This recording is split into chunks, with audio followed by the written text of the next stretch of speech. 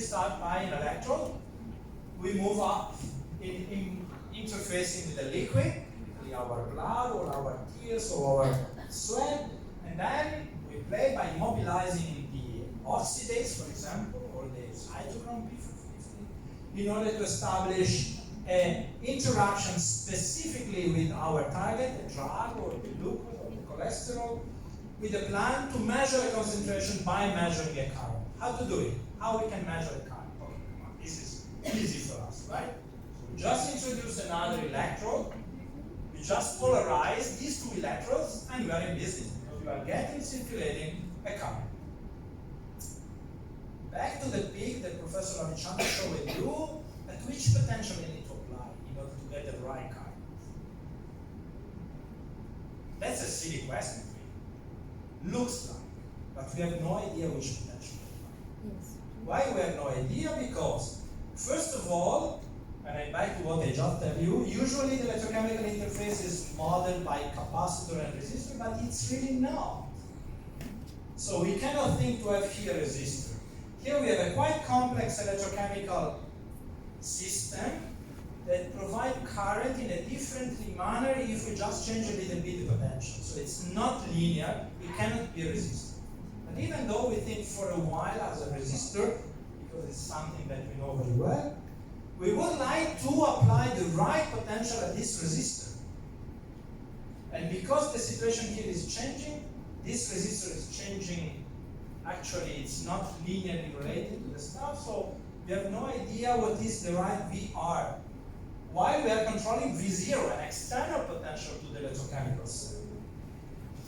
Okay, we can imagine we have, also a drop of potential by the liquid. This is typically an ionic liquid, so it supports current, because we have ions moving up and down.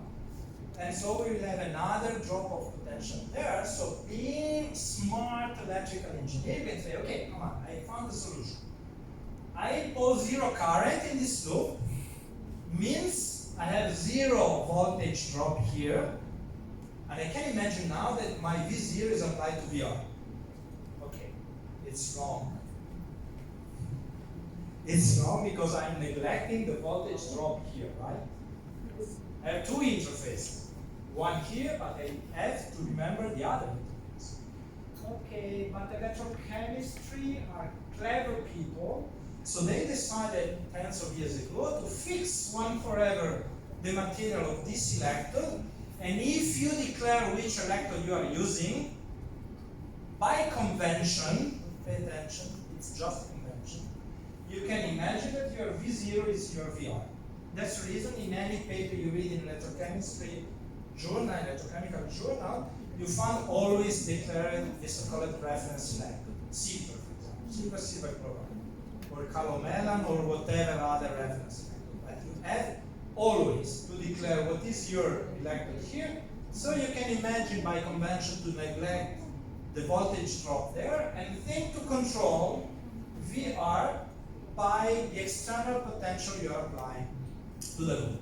Okay, thanks to electrochemists, we have a way to control the potential, but now we landed on a very silly solution. Because we started to say that we want a current, and we landed in a solution that imposes zero current. There's something wrong here, right? So I want to measure a current, how I can do it if I impose zero current. Impose zero current to control the potential, but I have lost the possibility to measure current. So for doing it, as I told you, electrochemists are clever people, they introduce a third electrode in order to close the loop for the current we want to measure in another way, another network. So in this way, you can control the potential with the first loop by imposing zero current, and then you can collect the current emerging from the interface with the second loop and measuring here the current.